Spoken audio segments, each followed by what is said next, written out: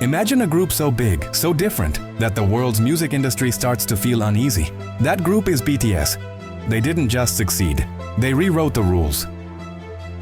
The question today, why is the music industry terrified of BTS? We'll explore how they upset the balance, broke the mold, and what that means for fans and for music's future. This isn't just a fan story, it's a game-changer story. BTS began in 2013 with small budget, small company, and huge dreams. They weren't the South's big three K-pop groups of the time. They chose hip-hop roots, raw emotion, and lyrics about failure, youth, mental health, things not always common in K-pop. Over time, they broke records, topping Billboard, doing world tours, becoming cultural ambassadors.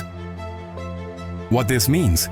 They moved from niche to mainstream, and in the process, they threatened the usual suspects, because when someone from outside the system succeeds at this level, the system looks weak. Traditional music industry often follows rules. English dominant songs, radio play, gatekeepers. BTS challenged many of those. Their songs remained largely in Korean, yet they achieved global hits. That alone shocked many. They used social media, direct fan engagement, and massive streaming. They built loyalty and momentum themselves. They talk about real issues: youth anxiety, self-worth, social pressure, not just love songs. That broadened their appeal beyond teen fan base. When a group does this, the industry must ask, how do we compete? How do we control? Because control is part of the business model.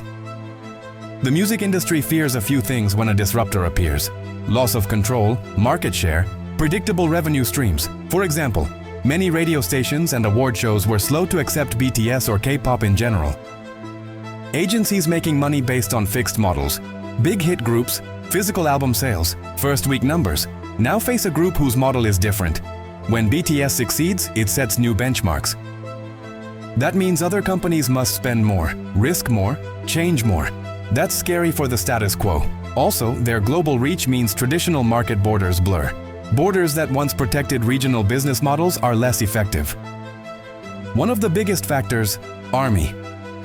The fans aren't just consumers.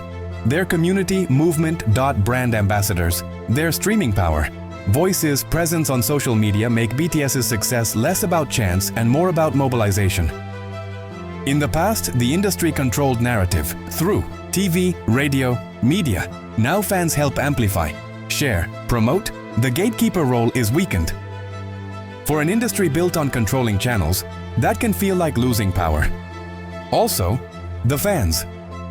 Loyalty means longer careers, sustained income, global tours, merchandise, all less reliant on the old model of single weeks hype.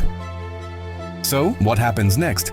Because when the industry is terrified, change is happening. We can expect more global artists not following English-only rule, more direct fan-artist connection, more digital models over physical. For the fans, this means more power. For the industry, adaptation or decline. BTS showed that you don't need to follow the old rulebook to succeed globally. That revelation alone is powerful. The industry might resist, but change is inevitable.